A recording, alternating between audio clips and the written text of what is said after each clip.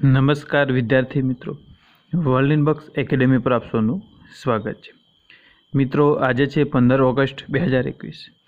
મિત્રો આજે આપણો 75મો સ્વાતંત્ર્ય દિવસ છે। તો આ નિમિત્તે સૌ વિદ્યાર્થી મિત્રોને સ્વતંત્રતા દિવસની હાર્દિક શુભકામનાઓ। તો મિત્રો આ સાથે જ આજના લેક્ચરમાં આપણે આજના દિવસના મહત્વપૂર્ણ કરંટ અફેરના જે પ્રશ્નો છે તેની સંપૂર્ણ ડિટેલમાં વિગતવાર ચર્ચા કરવાના છે, જેનાથી આગામી સમયમાં યોજાનાર બિન સચિવાલય ક્લર્ક, તલાટી તેમજ જીપીએસસી દ્વારા લેવામાં આવનાર એસટીઆઈ, ડીવાયએસઓ કે જીપીએસસી ક્લાસ 1-2ની કોઈપણ પરીક્ષાની અંદર પૂછાઈ શકે તેવા મહત્વપૂર્ણ પ્રશ્નો છે તેની આપણે સંપૂર્ણ ડિટેલમાં ચર્ચા કરીશું। તો મિત્રો ખાસ કરીને લેક્ચરને અંત સુધી જોતા રહેજો। તેમજ મિત્રો તમને લેક્ચર પસંદ આવે તો લેક્ચરને લાઇક કરો અને વધુમાં વધુ શેર કરો, જેનાથી મિત્રો વર્લ્ડ ઇનબોક્સ એકેડેમી દ્વારા તમને દિવસભરનું મહત્વપૂર્ણ કરંટ અફેર એ પણ માત્ર 15 થી 20 મિનિટની અંદર મળે છે।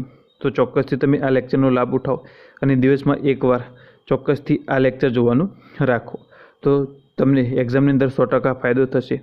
તેમજ મિત્રો આ લેક્ચર અંગેના તમારા કિંમતી પ્રતિભાવ તમે અમને કમેન્ટ બોક્સની અંદર જણાવી શકો છો, જેનાથી અમારા મોટિવેશનમાં વધારો થાય અને અમે આવી રીતે તમારા માટે પરીક્ષાલક્ષી કરંટ અફેરની સંપૂર્ણ ડિટેલમાં ચર્ચા કરતા રહીએ।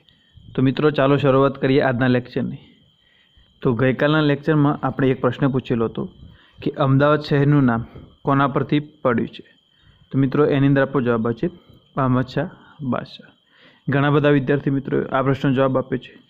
તો મિત્રો આવી જ રીતે આપણા લેક્ચરના અંતમાં જે પ્રશ્ન પૂછવામાં આવે છે તેનો જવાબ તમે કમેન્ટ બોક્સની અંદર લખીને જણાવો, જેનાથી મિત્રો આગામી પરીક્ષાઓની અંદર આ પ્રકારના પ્રશ્નો પૂછાય તો એના જવાબ તમને આવડી શકે। તો મિત્રો આ સાથે ચાલો શરૂઆત કરીએ આજના પહેલા પ્રશ્નથી। તો આપણો પહેલો પ્રશ્ન છે કે તાજેતરમાં ભારતનું પ્રથમ વોટર પ્લસ શહેર કયું બન્યું છે? તો મિત્રો એની અંદર આપણો જવાબ આવે છે ઇન્દોર। તો તાજેતરમાં જ મધ્યપ્રદેશનું ઇન્દોર ભારતનું પ્રથમ વોટર પ્લસ શહેર બન્યું છે। તો વાત કરીએ એના વિશે। તો તાજેતરમાં મધ્યપ્રદેશના ઇન્દોરને કેન્દ્રીય શહેરી અને આવાસ મંત્રાલય મધ્યપ્રદેશના ઇન્દોર શહેર દેશનું પ્રથમ વોટર પ્લસ શહેર તરીકે જાહેર કર્યું છે। એટલે કે મિત્રો ઇન્દોર શહેર છે તેને કેન્દ્રીય શહેરી અને આવાસ મંત્રાલય મધ્યપ્રદેશના ઇન્દોરને દેશનું પ્રથમ વોટર પ્લસ શહેર જાહેર કર્યું છે। તો વાત કરીએ એના વિશે। તો ભારતમાં સૌથી ક્લીન સિટીનો દરજ્જો પ્રાપ્ત કર્યા બાદ ઇન્દોર દેશનું પ્રથમ વોટર પ્લસ સિટી પણ બની ગયું છે। એટલે કે મિત્રો આ પહેલાં ઇન્દોર જે છે એ દેશના સૌથી ક્લીન સિટીનો દરજ્જો પણ પ્રાપ્ત કરેલો છે, તેમજ હવે તે દેશનું પ્રથમ વોટર પ્લસ સિટી પણ બની ગયું છે। તો મિત્રો અહીંયા વાત છે મધ્યપ્રદેશની। તો મધ્યપ્રદેશ સંબંધિત તાજેતરના કરંટ અફેર વિશે ચર્ચા કરીએ। તો એનિમિયા મુક્ત ભારત ઇન્ડેક્સ 2020-21 મુજબ ભારતમાં પ્રથમ નંબરે આવ્યું છે। વૃક્ષારોપણને પ્રોત્સાહન આપવા માટે અંકુર યોજના લોન્ચ કરવામાં આવી છે। ફ્રન્ટલાઇન હેલ્થ વર્કર્સ માટે કોરોના વોરિયર્સ યોજના શરૂ કરવામાં આવી છે। તેમજ ગ્રામીણ ક્ષેત્રોમાં રહેઠાણની સુવિધા માટે મિશન ગ્રામોદય લોન્ચ કરવામાં આવી છે। તેમજ મહિલાઓના સશક્તિકરણ માટે પંખ યોજના શરૂ કરવામાં આવી છે। બાંધવગઢ રિઝર્વમાં દેશની પહેલી હોટ એર બલૂન સફારી પણ શરૂ કરવામાં આવી છે। તો મિત્રો આ હતા મધ્યપ્રદેશ સંબંધિત તાજેતરના કરંટ અફેર કે જે તમારી આગામી પરીક્ષા માટે ખૂબ જ મહત્ત્વના છે। ત્યારબાદ જોઈએ મિત્રો મધ્યપ્રદેશનું સ્ટેટિસ્ટિક્સ। તો મધ્યપ્રદેશનું રાજ્ય પ્રાણી બારાસિંગા છે, રાજ્ય પક્ષી શાહ બુલબુલ છે, રાજ્ય વૃક્ષ વડ છે, રાજ્ય ફૂલ છે સફેદ લીલી, રાજ્ય પાક સોયાબીન છે અને રાજ્ય રમત છે મલખંબ। તેમજ મિત્રો મધ્યપ્રદેશના લોકનૃત્યમાં ચારકુલા અને મટકી ડાન્સ છે। આ સિવાય વાત કરીએ મધ્યપ્રદેશના કેટલાક પ્રસિદ્ધ બંધમાં, તો જેમાં છે ઇન્દિરા સાગર બંધ જે બારગી બંધ, તેમજ નર્મદા બંધ અને ઓમકારેશ્વર બંધ જે નર્મદા નદી પર આવ્યો છે, તેમજ છે ગંગાસાગર બંધ તથા ગાંધીસાગર બંધ જે ચંબલ નદી પર આવેલો છે। ત્યારબાદ જોઈએ મિત્રો મધ્યપ્રદેશની કેટલીક જનજાતિઓ, તો જેમાં એક છે લંબાડે, ગોંડ, મુરિયા, બિશનહાન અને વેગા। ત્યારબાદ જોઈએ તો મિત્રો મધ્યપ્રદેશ છે તેની સ્થાપના 1 નવેમ્બર 1956માં થઈ હતી। રાજધાની ભોપાલ છે અને રાજ્યપાલ છે મંગુભાઈ પટેલ। તેમજ મિત્રો વર્તમાનમાં મધ્યપ્રદેશના મુખ્યમંત્રી છે શિવરાજસિંહ ચૌહાણ અને મધ્યપ્રદેશની અન્ય 5 રાજ્યની સીમાઓ સ્પર્શે છે, જેમાં એક રાજસ્થાન, બીજું ગુજરાત, ત્રીજું મહારાષ્ટ્ર, ચોથું છત્તીસગઢ અને પાંચમું છે ઉત્તર પ્રદેશ। ત્યારબાદ જોઈએ મિત્રો મધ્યપ્રદેશના કેટલાક મહત્ત્વના રાષ્ટ્રીય ઉદ્યાન, તો જેમાં એક છે કાન્હા રાષ્ટ્રીય ઉદ્યાન, બીજું છે પન્ના રાષ્ટ્રીય ઉદ્યાન, ત્રીજું સતપુડા રાષ્ટ્રીય ઉદ્યાન, ચોથું બાંધવગઢ રાષ્ટ્રીય ઉદ્યાન, પાંચમું છે માધવ નેશનલ પાર્ક, છઠ્ઠું છે પેંચ નેશનલ પાર્ક અને સાતમું છે ઓમકારેશ્વર રાષ્ટ્રીય ઉદ્યાન। તો મિત્રો આ હતું મધ્યપ્રદેશનું સ્ટેટિક જીકે। ત્યારબાદ જોઈએ આપણો આગળનો પ્રશ્ન। તો તાજેતરમાં ટોક્યો ઓલિમ્પિક 2020માં કાંસ્ય પદક વિજેતા લવલીનાને કયા રાજ્યે ડીએસપી નિયુક્ત કર્યા છે? તો મિત્રો એની અંદર આપણો જવાબ આવે છે આસામ રાજ્ય। તો તાજેતરમાં ટોક્યો ઓલિમ્પિક 2020માં કાંસ્ય પદક વિજેતા લવલીનાને આસામ રાજ્ય સરકારે પોલીસ ખાતામાં ડીએસપી નિયુક્ત કર્યા છે। તેમજ મિત્રો તેમને 1 કરોડ રૂપિયાનું રોકડ પુરસ્કાર, આ સિવાય દર મહિને 1 લાખ રૂપિયા આપવાની પણ જાહેરાત કરી છે। એટલે કે મિત્રો આસામ રાજ્ય સરકાર છે તેમને લવલીના બોક્સર છે અને તેમને આસામના પોલીસ ખાતામાં ડીએસપી તરીકે નિયુક્ત કર્યા છે। આ સિવાય આસામ રાજ્ય સરકારે તેમને 1 કરોડ રૂપિયાનું રોકડ પુરસ્કાર તેમજ દર મહિને 1 લાખ રૂપિયા આપવાની પણ જાહેરાત કરી છે। તેમજ મિત્રો વાત કરીએ તો લવલીના જે છે તેઓ આસામના બોક્સર છે। તો મિત્રો અહીંયા વાત છે આસામની। તો આસામ સંબંધિત તાજેતરના કરંટ અફેર વિશે ચર્ચા કરી તો આસામમાં કોકરાઝાર જિલ્લાનું રાયમોના રાજ્યનું 6ઠ્ઠું અભયારણ્ય બન્યું છે, ત્યારે દેહિંગ પટકાઈ વન્યજીવ અભયારણ્ય તે આસામનું 7મું રાષ્ટ્રીય ઉદ્યાન બન્યું છે। તેમજ વાત કરીએ તો ભારતમાં પહેલીવાર બોહાગ બિહુ પક્ષીની ગણતરી આસામમાં શરૂ કરવામાં છે। આ સિવાય મહાબાહુ બ્રહ્મપુત્ર યોજના પણ શરૂ કરવામાં છે। તેમજ ડૉક્ટરો માટે કિરે પ્રગતિ યોજના પણ આસામમાં શરૂ કરવામાં આવી છે। ત્યારબાદ જોઈએ મિત્રો આસામનું સ્ટેટિક જીકે। તો આસામનું રાજ્ય પશુ એકશિંગી ગેડો છે, રાજ્ય પક્ષી શ્વેત પાંખોવાળું બતક છે, રાજ્ય વૃક્ષ છે હોલોંગ, તેમજ રાજ્ય ફૂલ છે દ્રૌપદીમાલા। આ સિવાય મિત્રો આસામના કેટલાક લોકનૃત્યની અંદર બંગુરુબા, અંકિયાનાટ, ઝુમરો હોબઝાઈ, ખેલગોપાલ, નટપૂજા, બિછુઆ, કલીગોપાલ અને બિહુ। ત્યારબાદ જોઈએ આસામની કેટલીક મહત્ત્વની જનજાતિઓ, તો જેમાં છે રાભા, દિમારા, કોછારી, બોડો, અબોર અને મિકિર। ત્યારબાદ જોઈએ મિત્રો આસામ જે છે તેની સ્થાપના 15 ઓગસ્ટ 1947માં થઈ હતી। રાજધાની દિસપુર છે અને રાજ્યપાલ છે જગદીશ મુખી। વર્તમાનમાં આસામના મુખ્યમંત્રી છે હેમંત બિસ્વા શર્મા અને આસામને અન્ય 7 રાજ્યોની સીમાઓ સ્પર્શે છે, જેમાં એક છે અરુણાચલ પ્રદેશ, બીજું છે નાગાલેન્ડ, ત્રીજું મણિપુર, ચોથું મિઝોરમ, પાંચમું ત્રિપુરા, છઠ્ઠું મેઘાલય અને સાતમું છે પશ્ચિમ બંગાળ। ત્યારબાદ જોઈએ મિત્રો આસામના કેટલાક મહત્ત્વના રાષ્ટ્રીય ઉદ્યાન, તો જેમાં એક છે કાઝીરંગા નેશનલ પાર્ક, બીજું છે માનસ નેશનલ પાર્ક, ત્રીજું ઓરંગ નેશનલ પાર્ક, ચોથું નમેરી નેશનલ પાર્ક, પાંચમું છે ડિબ્રો સૈખોવા નેશનલ પાર્ક, ત્યારબાદ છઠ્ઠું બનેલું છે રાયમોના નેશનલ પાર્ક અને સાતમું બને છે દેહિંગ પટકાઈ રાષ્ટ્રીય અભયારણ્ય। તો મિત્રો આ હતા આસામના કેટલાક મહત્ત્વના રાષ્ટ્રીય ઉદ્યાન। ત્યારબાદ જોઈએ આગળનો પ્રશ્ન। તો આંતરરાષ્ટ્રીય જળવાયુ શિખર સંમેલન 2021નું આયોજન ક્યારે કરવામાં આવશે? તો મિત્રો એની અંદર આપણો જવાબ આવશે 3 સપ્ટેમ્બર 2021। આંતરરાષ્ટ્રીય જળવાયુ શિખર સંમેલન 2021નું આયોજન 3 સપ્ટેમ્બર 2021ના રોજ કરવામાં આવશે। તો વાત કરીએ એના વિશે, તો આ સંમેલન જે છે તેને PhD chambers of commerce and ઇન્ડસ્ટ્રીની સમિતિની એક પહેલ છે અને જેમાં ઇન્વેસ્ટ ઇન્ડિયાએ ભાગીદારી કરેલી છે। એટલે કે મિત્રો આ સંમેલન જે છે તે PhD chambers of commerce and ઇન્ડસ્ટ્રીની સમિતિની એક પહેલ છે અને જેમાં ઇન્વેસ્ટ ઇન્ડિયાએ જે છે એ ભાગીદારી પણ કરેલી છે। ત્યારબાદ મિત્રો આપણા આગળના પ્રશ્નની ચર્ચા કરી એ પહેલાં વાત કરીએ તો વર્લ્ડ બોક્સ એકેડેમી ગાંધીનગર દ્વારા એક જનરલ બેચ શરૂ કરવામાં આવી છે। મિત્રો આ બેચની અંદર તમને તલાટી, junior clerk, senior clerk, office assistant, PSI, ASI, constable સહિતની તમામ પરીક્ષા માટેની તૈયારી કરવામાં આવશે। તેમજ મિત્રો આ બેચ છે તેની અંદર તમને ગાંધીનગરની શ્રેષ્ઠ ફેકલ્ટી ટીમ દ્વારા શિક્ષણ આપવામાં આવશે। તેમજ વર્લ્ડ બોક્સના કુલ 11 જેટલા પુસ્તકો, જેમાં મંથલી મેગેઝિન જેના 6 અંક છે, તેમજ તેઓ અદ્યતન મટીરિયલ પણ તમને આપવામાં આવશે। તેમજ મિત્રો ડેઇલી, વીકલી અને મંથલી ટેસ્ટનું શ્રેષ્ઠ આયોજન કરવામાં આવ્યું છે। આ સિવાય દર મહિને કરંટ અફેર્સના સેમિનારનું પણ આયોજન છે, તેમજ નિઃશુલ્ક રીડિંગ લાઇબ્રેરીની પણ સુવિધા ઉપલબ્ધ છે। તેમજ મિત્રો તેજસ્વી વિદ્યાર્થીઓ જે છે બેચની અંદર તેમને વિશેષ પ્રોત્સાહન પણ આપવામાં આવશે।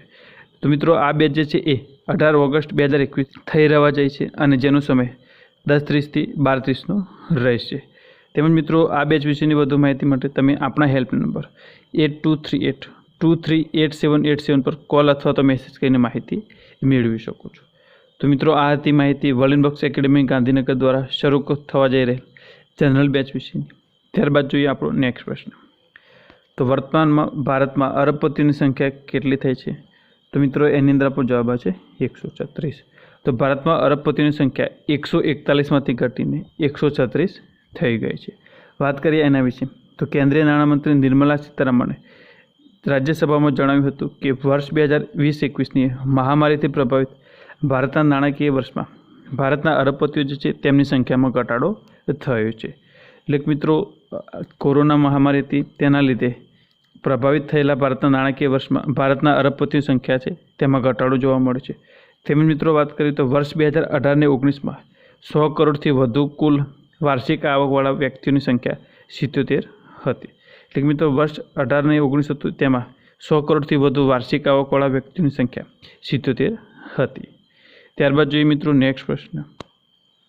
તો તાજેતરમાં વિશ્વ અંગદાન દિવસ ક્યારે મનાવવામાં આવે છે? તો મિત્રો એની અંદર આપણો જવાબ આવે છે 13 ઓગસ્ટ. તો દર વર્ષે 13 ઓગસ્ટના રોજ વિશ્વ અંગદાન દિવસ મનાવવામાં આવે છે. તો વિશ્વ અંગદાન દિવસ જે છે તે એક વૈશ્વિક જાગૃતતા દિવસ છે અને આ દિવસનો ઉદ્દેશ વિશ્વ સ્તર પર લોકોને તેમના મૃત્યુ બાદ પોતાના અંગોને દાન કરવા માટે પ્રોત્સાહિત કરવાનો છે. એટલે કે મિત્રો દર વર્ષે 13 ઓગસ્ટના રોજ વિશ્વ અંગદાન દિવસ મનાવવામાં આવે છે અને આ દિવસ મનાવવા પાછળનો ઉદ્દેશ વિશ્વ સ્તર પર લોકોને તેમના મૃત્યુ બાદ પોતાના અંગોને દાન કરવા માટે પ્રોત્સાહિત કરવાનો છે. ત્યારબાદ જોઈએ મિત્રો આપણો નેક્સ્ટ પ્રશ્ન.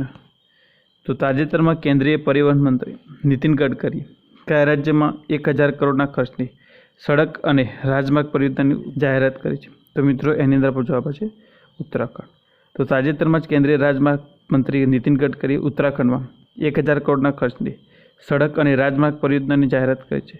આ સિવાય સેન્ટ્રલ રોડ ઇન્ફ્રાસ્ટ્રક્ચર ફંડ માટે પણ અલગથી 300 કરોડ રૂપિયાની જાહેરાત કરવામાં આવી છે.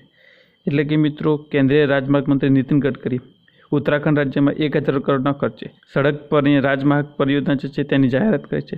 તેમજ આ સિવાય તેમણે સેન્ટ્રલ રોડ ઇન્ફ્રાસ્ટ્રક્ચર ફંડ માટે અલગથી 300 કરોડ રૂપિયાની પણ જાહેરાત કરી છે. આપણો આગળનો પ્રશ્ન છે તો આજના 75માં સ્વતંત્રતા દિવસ માટે થીમ શું રાખવામાં આવી છે?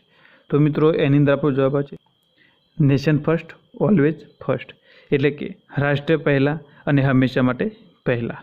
તો મિત્રો આ થીમ છે એ તમારી આગામી પરીક્ષા માટે ખૂબ જ અગત્યની છે, કારણ કે આ પ્રકારની થીમ આગામી પરીક્ષાની પૂછવાની ખૂબ જ શક્યતાઓ ધરાવે છે. તો મિત્રો વાત કરીએ એના વિશે તો 75માં સ્વતંત્રતા દિવસ માટે nation first always first theme રાખવામાં આવી છે. સ્વતંત્રતા દિવસ પર પ્રધાનમંત્રી નરેન્દ્ર મોદી લાલ કિલ્લા પરથી રાષ્ટ્રને સંબોધિત કરશે.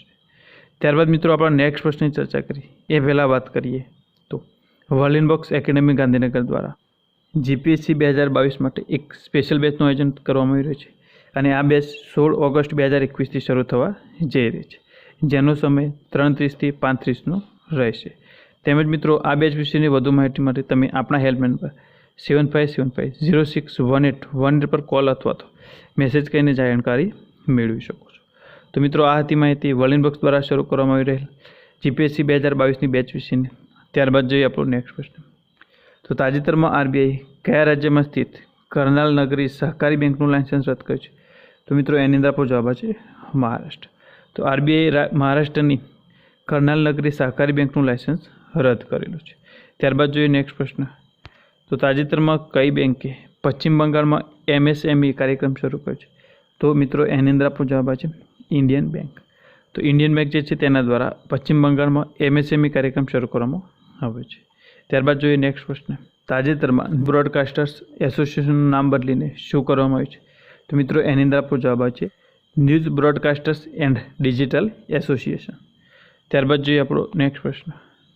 તો કયા દેશે 290 કિલોમીટરની રેન્જવાળી સપાટીથી સપાટી પર માર કરવાવાળી બેલિસ્ટિક મિસાઇલ જેનું નામ છે ગજનવી તેનું પરીક્ષણ કર્યું છે?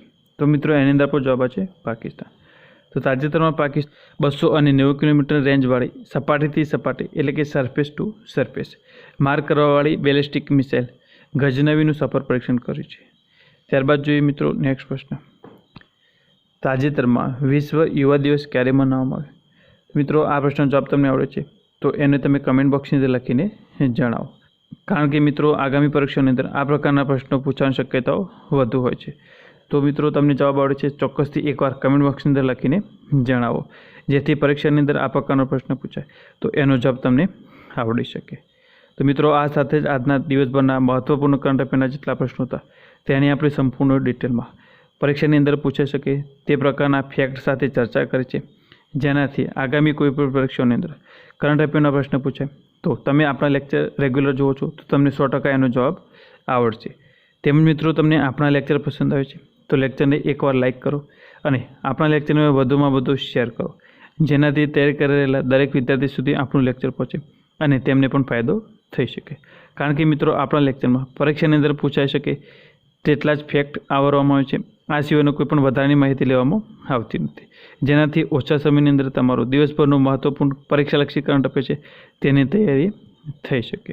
તો મિત્રો આ માટે આપણા કરંટ અફેરના લેક્ચર તમે રેગ્યુલર ફોલો કરવાનું રાખો. તેમજ મિત્રો તમે આપણા લેક્ચર અંગેના તમારા કિંમતી પ્રતિભાવ કમેન્ટ બોક્સની અંદર લખીને જણાવો, જેનાથી અમને મોટિવેશન મળતું રહે અને આવી જ રીતે તમારા માટે પરીક્ષાલક્ષી કરંટ અફેર છે તેની સંપૂર્ણ ડિટેલમાં ચર્ચા કરતા રહીએ. તેમજ મિત્રો તમે હજુ સુધી આપણી વર્લ્ડ ઇનબોક્સ યુટ્યુબ ચેનલને સબસ્ક્રાઈબ કરી નથી તો તેને હાલ જ સબસ્ક્રાઈબ કરી દો અને બાજુમાં આપેલ બેલ આઇકન પ્રેસ કરો, જેથી વર્લ્ડ ઇનબોક્સ દ્વારા કોઈ પણ નવો વિડીયો અપલોડ કરવામાં આવે તો એની નોટિફિકેશન સૌથી પહેલાં તમને મળી શકે. આ સિવાય તમે વર્લ્ડ ઇનબોક્સથી વિવિધ સોશિયલ મીડિયા પર ફોલો કરી શકો છો. તેમજ વર્લ્ડ ઇનબોક્સ દ્વારા ચલાવવામાં આવી રહેલા વિવિધ સ્પર્ધાત્મક પરીક્ષાના કોર્સને પરચેસ કરવા તેમજ કોર્સ વિશેની કોઈપણ માહિતી મેળવવા માટે તમે આપણા હેલ્પલાઇન નંબર 8238238787 પર કોલ અથવા તો વોટ્સએપ દ્વારા માહિતી મેળવી શકો છો. તો આ સાથે જ લેક્ચરને અંત સુધી જોવા માટે આપનો આભાર. ફરીથી મળીએ નેક્સ્ટ લેક્ચર.